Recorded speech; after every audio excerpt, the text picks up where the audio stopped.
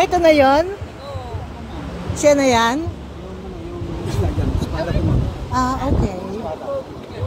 Sige, sige, sige.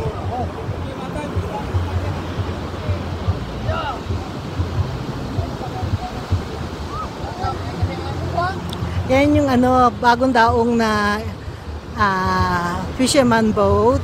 Ang nahuhuli nila dito mga espada. Ito si Mang Rolly, nakilala ko kanina lang. Ito yung nets niya. Ito punong-puno ng isda. Sisilipin ko kung ano isda nila.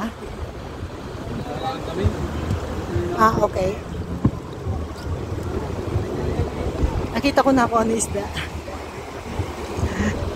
Alam niyo naman ako, usisera ako. Kaya, inabangan ko talaga sila habang dumadaong sila dito, no?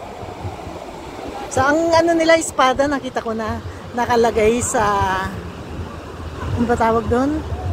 Tapos ito, sa cool box. Tapos ito yung nets na nililinis nila kanina na may idudugtong ko, no?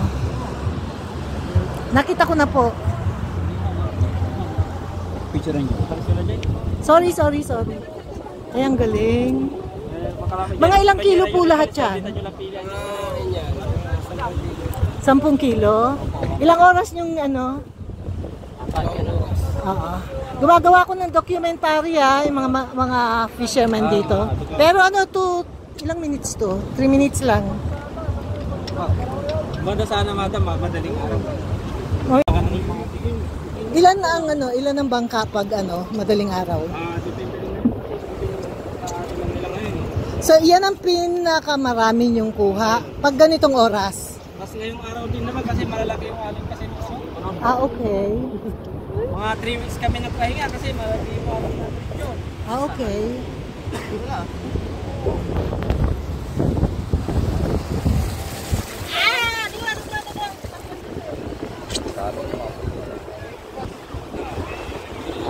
Nag-enjoy kaya ako. Ngayon lang ako nakakita ng ganyan eh. Yes. Magkano po kilo? Yung malaki po, ma'am. Ano yan? Anong isda yan? Talakito?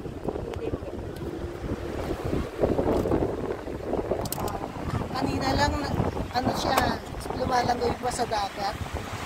Ngayon nandito na, mamayang gabi, ulam na siya. Yung maliliit?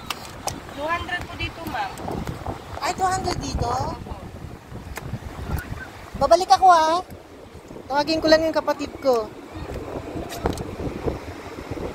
Pero, i-ano ko muna, iba-vlog ko muna.